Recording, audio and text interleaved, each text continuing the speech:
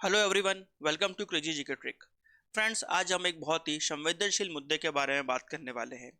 एक तरफ हम देखते हैं कि भारत सरकार ने यह दावा किया है कि भारत में मैनुअल स्कैवेंजिंग यानी कि हाथ से मल उठाने की जो प्रथा है वो पूरी तरीके से समाप्त हो गई है। और दूसरी तरफ हम देखते हैं कि आज भी भारत के 1/3 जिले ऐसे हैं जिन्होंने अपने आप को मैनुअल स्कैवेंजिंग फ्री घोषित नहीं किया है, यानी कि वहाँ पर किसी न किसी रूप में आज भी ये प्रथा चलती है। तो फ्रेंड्स, ऐसे में ये दावा कैसे किया गया, ये तो दूसरा मुद्दा है ही, मगर आज भी ये प्रथा क्यों चल रही है, सबसे बड़ा मुद्दा ये है। आज फ्रेंड्स हम मैनुअल स्कैवेंजिंग के बारे में बहुत ही डिटेल में समझने वाले हैं। आखिरकार ये प्रथा क्यों इंडिया में आज भी चल रही है, कब से ये प्रथा चल रही है, कौन से वर्ग हैं समाज में जो ये प्रथा का पालन करते हैं, और यहाँ पर क्या डाटा हमारे सामने है, सरकार ने क्या कदम उठाए इसको खत्म करने के लिए, इन सभी पहलुओं पर आज हम बात करेंगे। तो फ्रेंड्स, सबसे पहले हम बात समझ लेते हैं कि आखिरकार मैनुअल स्कैवेंजिंग होती क्या है। इससे पहले मैं आपको एक बहुत इंपॉर्टेंट डाटा बता दूं कि इंडिया में मैनुअल स्कैवेंजिंग यानी कि हाथ से मल उठाने की जो प्रथा है उसकी वजह से ही सिर्फ हम देखते हैं कि लगभग 1,000 से ज़्यादा लोगों की जान जा चुकी है। तो फ्रेंड्स, ये सिर्फ बात एक ऑक्यूपेशन की नहीं है, एक अमानवीय कृत्य तो ये है, उसके अलावा जानलेवा तरीका है जहाँ पर लोग यहाँ पर जो अपना काम करते हैं वहां पर अपनी जान जोखिम में लगाते हैं जब इस तरह से वो काम करते हैं। तो फ्रेंड्स, ये डाटा भी बहुत इंपॉर्टेंट है और ये डाटा फ्रेंड्स लोकसभा में ही गवर्नमेंट ने बताया है कितने लोगों की जान गई है। तो हम समझ सकते हैं कि ये औपचारिक डाटा है, अनौपचारिक रूप से कितने लोगों की यहाँ पर जान गई होगी। आगे हम देखते हैं फ्रेंड्स कि क्या क्या आज के इस लेक्चर में हम कवर करने वाले हैं। तो ये पूरे पॉइंट्स आज हम कवर करेंगे। सबसे पहले हम बात करेंगे कि आखिरकार मैनुअल स्कैवेंजिंग होती क्या है, इसका मीनिंग क्या है। फ्रेंड्स, मैनुअल स्कैवेंजिंग यानी कि हाथ से मल ढोने की जो प्रथा है, बेसिकली यहाँ पर होता यह है कि जो ह्यूमन वेस्ट है या फिर जो प्राकृतिक वेस्ट भी है, जो भी यहाँ पर वेस्ट मटेरियल है, उसको बेसिकली क्लीन करना, हाथ से हैंडल करना और फाइनली उसको डिस्पोज करना। और ये किस तरह से किया जा रहा है, यहाँ पर कोई भी प्रोटेक्टिव गियर्स जो होते हैं उनका पालन नहीं किया जाता है। लोग यहाँ पर अपने हाथों से इस पूरे कचरे को, इस पूरे गंदे जो मटेरियल है, उस गंदे मटेरियल को सीवेज से, नालियों से उठाते हैं और साफ करते हैं। तो बेसिकली ये सफाई कर्मचारी हैं, समाज के लिए बहुत ही अच्छा काम कर रहे हैं, मगर इनकी तरफ बिल्कुल भी सजग नहीं है लोग हमारे, और यहाँ पर ये इनको हाथ से करना पड़ रहा है ये काम। यहाँ पर आज भी 21वीं सदी में हम देख रहे हैं कि ये काम हिंदुस्तान में हाथ से हो रहा है, और एक विशेष वर्ग समाज का एक विशेष वर्ग इस काम को करता है। तो यहाँ पर सोशल जस्टिस का मुद्दा भी उठता है, सामाजिक न्याय की बात भी उठती है। तो फ्रेंड्स, ये है पूरा मुद्दा बेसिकली मैनुअल स्कैवेंजिंग का, कौन लोग करते हैं और ये क्या प्रथा है, ये आपको यहाँ पर समझ में आ गया होगा। देखते से ही हमको समझ में आता है कि ये बहुत ही अमानवीय और खतरनाक काम लगता है। ठीक है, अमानवीय तो है ही, खतरनाक हमने देखा कि लोगों की इस काम में जान भी चली जाती है। आइए आगे देखते हैं कि क्या कारण है जिसकी वजह से लोगों को ये काम करना पड़ता है। सबसे पहले तो हम देखते हैं कि भारत में आज भी एक बुनियादी तौर पर स्वच्छता को लेकर देखा जाए तो एक जो ढांचा होना चाहिए, इंफ्रास्ट्रक्चर होना चाहिए, वो आज भी देश में नहीं है। स्वच्छ भारत अभियान नो डाउट काफ़ी सक्सेसफुल रहा, मगर फिर भी आज के हम देखते हैं देश में कुछ इलाके ऐसे रह गए हैं जहाँ पर स्वच्छता एक बहुत बड़ा इशू है, जहाँ पर ये जो काम है, स्वच्छ सफाई कर्मचारी जो हैं अपने हाथों से कचरे को उठाते हैं, अपने हाथों से नालियों को और सीवेज को साफ करते हैं। तो इंफ्रास्ट्रक्चर की कमी है, इसकी कमी है, हमारे बुनियादी ढांचे की यहाँ पर कमी देखने को मिलती है। दूसरी तरफ हम देखते हैं कि जो लोग ये काम कर रहे हैं उनके पास अपनी आजीविका कमाने के लिए, रोजी रोटी चलाने के लिए उनके पास दूसरे कोई काम नहीं है, इसलिए मजबूरी में ये काम किया जाता है। हम समझ सकते हैं कोई काम यहाँ पर ये कोई कर रहा है, ऐसा कोई काम तो जानबूझकर तो नहीं कर रहा है, आजीविका का कोई दूसरा साधन नहीं है उनके पास, और समाज ने उनको इस काम के लिए बेसिकली चुन के रखा था, क्योंकि यहाँ पर कास्ट सिस्टम चलता है और कुछ कास्ट, पर्टिकुलर कास्ट का काम यही रहा है पीढ़ी दर पीढ़ी, यानी कि उन्होंने वर्षों, हजारों वर्षों ये काम किया है, इसलिए उनका जो समाज में यही काम उनको गिनाया जाता है कि आपका यही काम है, और उनको दूसरा काम करने भी नहीं दिया जाता और दूसरे काम करने के ऑप्शंस उनके पास हैं भी नहीं, इसलिए वो काम आज भी कर रहे हैं। फिर हम देखते हैं कि भारत सरकार ने समय समय पर कोशिश की है कि यहाँ पर ये जो वर्ग है या समाज है उसको यहाँ पर रिहेबिलिटेट यानी कि उनका पुनर्वास किया जाए और उनको सपोर्ट किया जाए, मगर कहीं ना कहीं यहाँ पर इस कदम को सही तरीके से इम्प्लीमेंट करने में सरकार असफल रही, इसलिए हम देखते हैं कि लोग आज भी ये काम कर रहे हैं। तो lack of rehabilitation and support is one of the major reasons, ये एक बहुत बड़ा कारण है जिसकी वजह से यहाँ पर ये काम आज भी जारी है। फिर हम देखते हैं कि हमारी जो अर्थव्यवस्था है वो बेसिकली कैसी है, इनफॉर्मल नेचर है उसका, उसका नेचर पूरी तरीके से इनफॉर्मल है। और यहाँ पर ठेकेदारी सिस्टम जिसको हम बोलते हैं कॉन्ट्रेक्चुअल लेबर, वो चलती है। तो यहाँ पर जो कर्मचारियों के साथ ये व्यवहार हो रहा है उन पर हम पूरी तरीके से लॉ जो है हमारा लेबर लॉ वो एप्लीकेबल नहीं होता है। उनको यहाँ पर पैसे भी काफ़ी कम मिलते हैं, जो उनका काम है वो भी काफ़ी देखा जाए तो इन हाइजेनिक तरीके से करवाया जाता है। और कोई भी ऐसे कानून नहीं है जो लेबर कोड्स हैं जो उन पर लागू हो सके, क्योंकि अनौपचारिक रूप से ये पूरा काम चलता है। तो यहाँ पर जो लॉ की पकड़ होनी चाहिए, इंप्लीमेंटेशन होना चाहिए, उसकी यहाँ पर हमको कमी देखने को मिलती है। फिर हम देखते हैं सबसे बड़ा फैक्टर जो रहा है वो यही है कि सामाजिक और जातीय फैक्टर इसके अंदर है। कुछ विशेष जो कास्ट हैं उनका ये देखा जाता है कि जनरेशन से ये काम करे जा रहे हैं, पीढ़ी दर पीढ़ी वो काम करे जा रहे हैं, तो उनके अंदर वो सोशल मोबिलिटी जो उसको हम बोलते हैं वो आई नहीं है। वो आज भी इतने जागरूक नहीं है, आज भी उनके पास कुछ ऐसे ऑप्शंस नहीं है आजीविका कमाने के कि वो अपने इस काम को स्विच कर सकें। तो मजबूरी में एक तरीके से ये काम उनसे करवाया जा रहा है और वो उस मजबूरी में इस काम को कर रहे हैं। ये कारण भी हमको देखने को मिलता है। आगे हम देखते हैं कि आखिरकार इसका असर क्या पड़ता है। आइए आपसे डिस्कस कर लेते हैं कि इसका इम्पैक्ट, इसका असर क्या पड़ता है।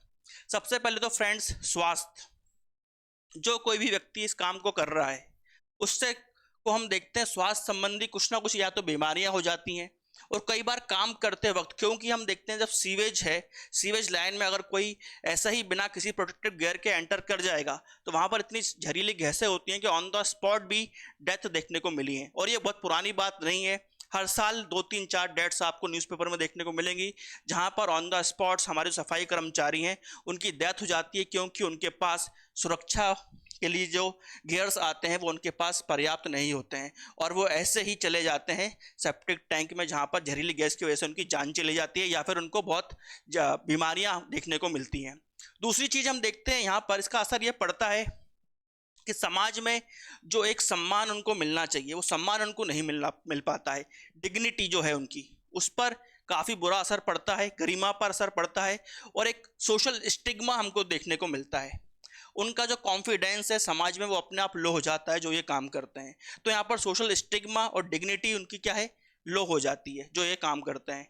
दूसरी तरफ हम देखते हैं यहाँ पर चोट लगने का खतरा है और जान जाने का खतरा है। तो जाहिर सी बात है, ऐसा काम जिसमें आपका जान जाने का खतरा हो, हेल्थ इंजरी हो सकती हो, समाज में आपको फिर सम्मान भी ना मिले, तो ऐसा काम कोई भी कर रहा है तो वो कैसे कर रहा है, मजबूरी में ही कर रहा है। अल्टीमेटली उनका क्या होता है, हेल्थ और फिजिकल एक्सप्लॉयटेशन तो हो ही रहा है, यहाँ पर इकोनॉमिक एक्सप्लॉयटेशन भी हो रहा है। आर्थिक रूप से भी यहाँ पर शोषित किया जा रहा है, क्योंकि बहुत सारी जगह ये इनफॉर्मल तरीके से कराया जाता है, अनौपचारिक रूप से कराया जाता है। यानी कि औपचारिक रूप से कराया नहीं जा रहा, तो अनौपचारिक रूप से जो कराया जा रहा है वहाँ पर पैसा भी उनको उतना नहीं मिलता है जितना मिलना चाहिए। तो इकोनॉमिक एक्सप्लॉयटेशन, फिजिकल एक्सप्लॉयटेशन और मेंटल एक्सप्लॉयटेशन, तीनों तरीके से हम देखते हैं यहाँ पर ये जो वर्कर्स है उनको तीनों तरीके से पीड़ित किया जा रहा है। आइए अब देखते हैं इंडिया में प्रेजेंट क्या सिचुएशन है। तो हम देखते हैं सबसे ज़्यादा डेथ अगर 2017-2022 के बीच में कहीं हुई है तो वो कहाँ हुई हैं, यूपी में हुई हैं। उसके बाद हम देखते हैं कर्नाटका हो, महाराष्ट्र हो, गुजरात हो, मध्य प्रदेश, उड़ीसा, वेस्ट बंगाल, भारत के जितने भी राज्य हैं, बड़े बड़े राज्य हैं, वहाँ पर ये डेथ देखने को मिलती हैं। टोटल 347 लोगों की जान जा चुकी है इस काम को करते करते। ये है प्रेजेंट भारत की स्थिति। आइए अब बात करते हैं हमारे संविधान में क्या प्रावधान है। संविधान में फ्रेंड्स हम सभी जानते हैं आर्टिकल 14 जो है राइट टू इक्वालिटी की बात करता है। राइट टू इक्वालिटी के साथ साथ यहाँ पर डिग्निटी का क्वेश्चन भी आता है, गरिमा की बात भी की जाती है जब भी कोई एम्प्लॉयमेंट की बात हो, जहाँ पर आर्टिकल 15 बोलता है कि अगर कोई भी व्यक्ति के साथ रीजन के आधार पर, कास्ट के आधार पर, सेक्स के आधार पर, रेस के आधार पर भेदभाव किसी भी तरीके का नहीं किया जाएगा। मगर यहाँ पर हम देख रहे हैं कि एक विशेष कास्ट के लोग ही इस काम को कर रहे हैं, तो ये कहीं ना कहीं उनके प्रति भेदभाव की भावना को दिखाता है। मैटर ऑफ एम्प्लॉयमेंट में भी ये देखा जा रहा है इक्वालिटी ऑफ अपॉर्चुनिटी सबके पास होना चाहिए, क्योंकि यहाँ पर एक विशेष वर्ग पीढ़ी दर पीढ़ी एक जॉब के साथ जुड़ गया है, तो उनको यहाँ पर दूसरी जॉब में शिफ्ट करना बहुत इंपॉर्टेंट है। उनके पास ये अवसर होना कि वो किसी और जॉब को कर पाए, ये उनको अवसर देना भी बहुत इंपॉर्टेंट है। उनके पास अवसर नहीं है किसी और दूसरी जॉब को करने का, इसलिए आज वो इस काम को कर रहे हैं अपने घर को चलाने के लिए। फिर अल्टीमेटली हम देखते हैं आर्टिकल 17, 19 और 21, ये सभी आर्टिकल्स यहाँ पर पर्सनल लाइफ का प्रोटेक्शन और पर्सनल लिबर्टी की बात करते हैं। तो राइट टू लाइफ के खिलाफ है ऐसी जॉब।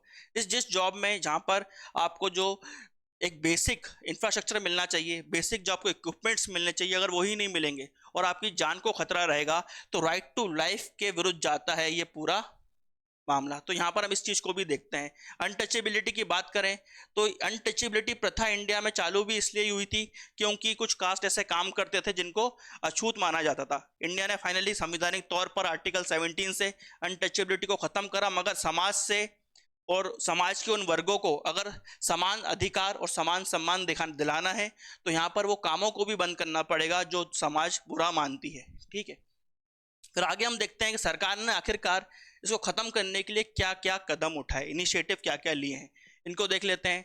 तो हम देखते हैं 2007 में एक बहुत इंपॉर्टेंट और एक अच्छी स्कीम आई थी जिसका नाम था the self employment scheme of liberation and rehabilitation of scavengers. ठीक है, तो शॉर्ट फॉर्म में SRMS बोला जाता है। ये स्कीम 2007 में लॉन्च की गई। इंप्लीमेंट कौन कर रहा था? तो इंप्लीमेंट कर रहे थे नेशनल सफाई कर्मचारी फाइनेंस एंड डेवलपमेंट कॉर्पोरेशन।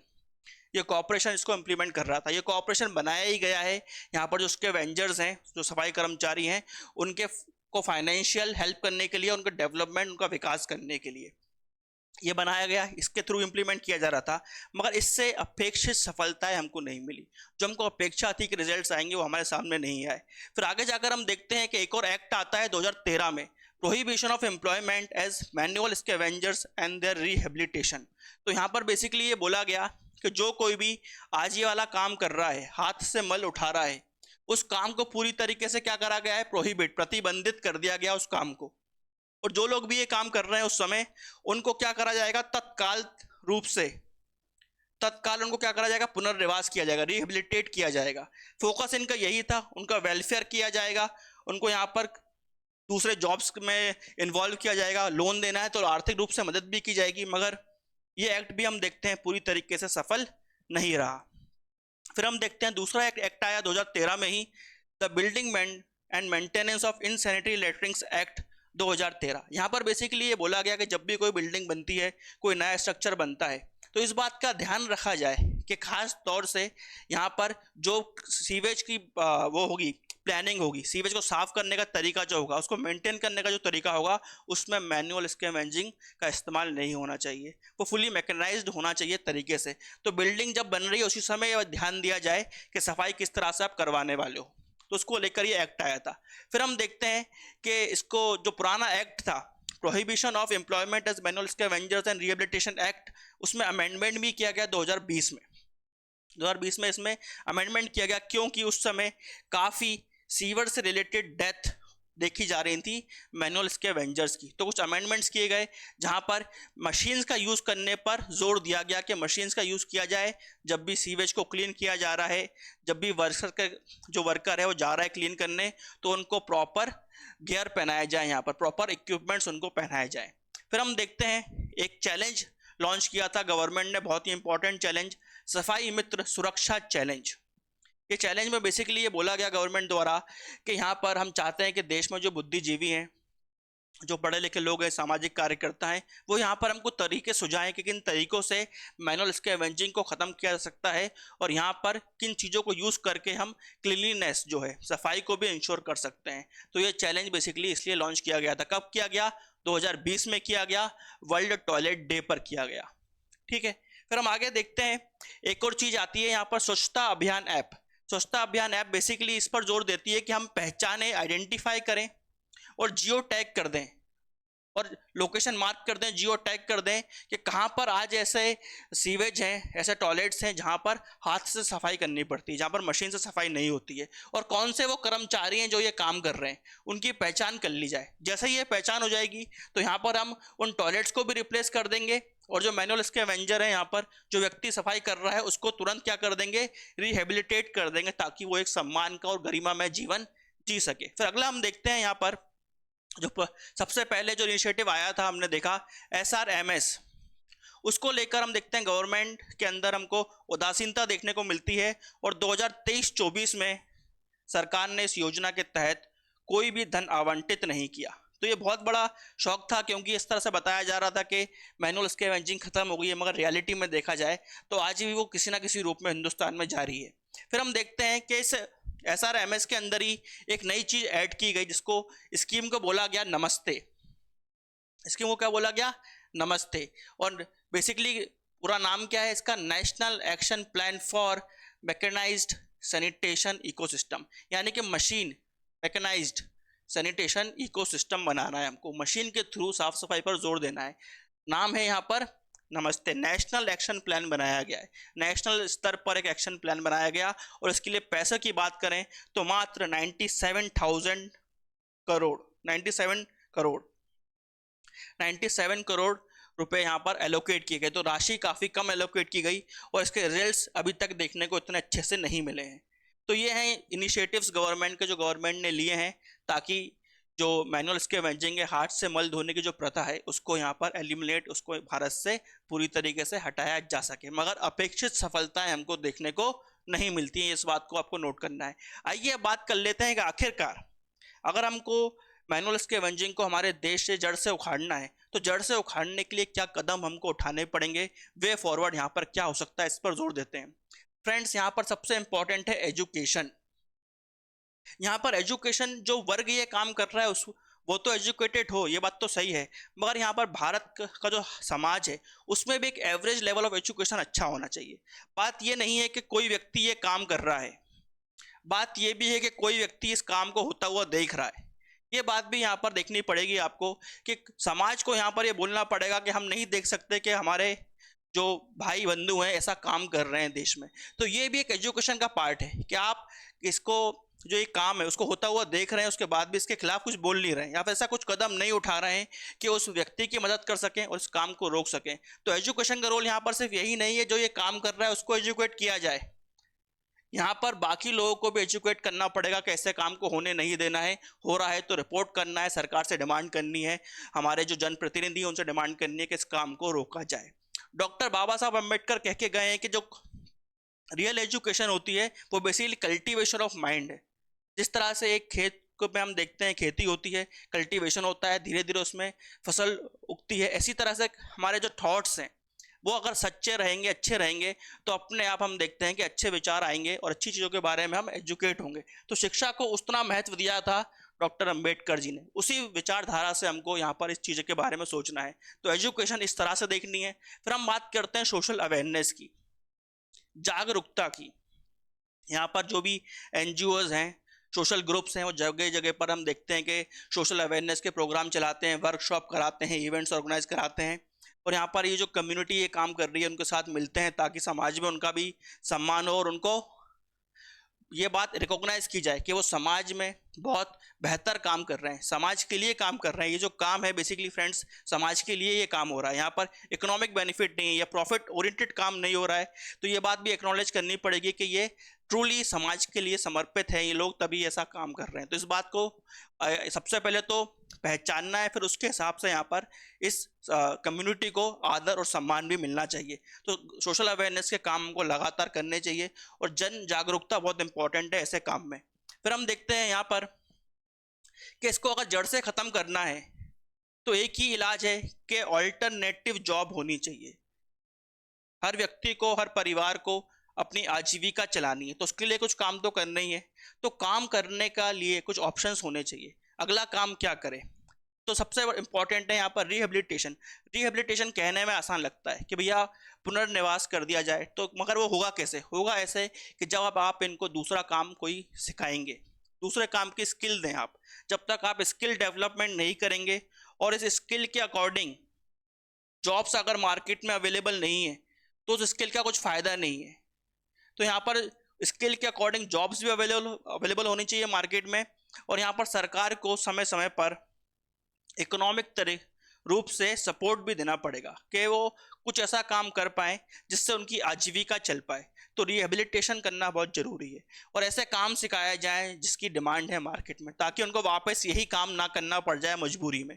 इस तरीके से इस काम को इम्प्लीमेंट करना पड़ेगा। फिर हम देखते हैं टेक्नोलॉजी। 21वीं सदी में हम खड़े हैं, भारत अमृत काल में आ चुका है, हम देख रहे हैं, मगर अगर आज भी हम टेक्नोलॉजी का काम इस्तेमाल नहीं करेंगे तो कब करेंगे? भारत में हम देखते हैं कि रोबोट्स बनते हैं, टेक्नोलॉजी भारत के पास है, कमी कहाँ है? कमी है इम्प्लीमेंटेशन में, कमी कहाँ जाती है? चीज़ों को लागू करने में। तो इम्प्लीमेंटेशन बहुत इंपॉर्टेंट है। हम देखते हैं ग्रेटर हैदराबाद नगर निगम ने ये बात साबित कर दी है कि आप चाहो तो इम्प्लीमेंट कर सकते हो। वहाँ पर बैंडिकूट करके रोबोट है जो जिसने पूरी तरीके से ह्यूमंस को रिप्लेस कर दिया है। यहाँ पर ये रोबोट बेसिकली जो सीवेज है उसकी सफाई कर सकता है। सेम रोबोट है, यही रोबोट क्या करता है? सीवेज की सफाई करता है। तो टेक्नोलॉजी का इस्तेमाल करना बहुत इंपॉर्टेंट है। जो विकसित देश हैं वो इस टेक्नोलॉजी का इस्तेमाल कर रहे हैं, आप उनसे सीख सकते हैं, उनसे टेक्नोलॉजी ले भी सकते हैं। आपके देश में भी ये चीज़ हो रही है, बस इम्प्लीमेंटेशन की कमी है। तो यानी कि अगर आपके अंदर इच्छा शक्ति होगी, विल पावर होगी इसको इम्प्लीमेंट करने की, तो ये काम बिल्कुल भी कठिन नहीं है। तो ये काम आसान है, बस टेक्नोलॉजी का इस्तेमाल आपको यहाँ पर करना है। तो ये कुछ तरीके हैं जिससे हम इस प्रथा को पूरी तरीके से जड़ से उखाड़ सकते हैं। लास्ट में फ्रेंड्स बात सबसे इंपॉर्टेंट यही है कि अवेयरनेस जरूरी है कि जो हमारा समाज है इस पहले बात तो इस दिक्कत को पहचाने, एक्नॉलेज करे, फिर उसके लिए काम करे। हमको यहाँ पर देखना होगा कि जो हमारी मुख्य धारा की मीडिया है वो भी इन चीज़ों को कवर करे ताकि समाज में जागरूकता पैदा हो। यहाँ पर हम इधर उधर की बातें कम करें और जो रियल मुद्दे हैं जहाँ पर हम देख रहे हैं कि हमारे देशवासियों के साथ जो दिक्कतें हैं उन पर हम उनको बात करें और उनको हाईलाइट करें, ये बहुत इंपॉर्टेंट है। तो फ्रेंड्स यहाँ पर हमने डिस्कस कर लिया है पूरी तरीके से मैनुअल स्कैवेंजिंग, हाथ से मल धोने की जो प्रथा है उसके बारे में। आई होप आपको ये वीडियो इन्फॉर्मेटिव लगा होगा। ऐसे और वीडियोस देखने के लिए हमारे चैनल को सब्सक्राइब करें और इस वीडियो को लाइक जरूर करें। मिलते हैं फ्रेंड्स नेक्स्ट वीडियो में, जब तक के लिए bye bye and take care.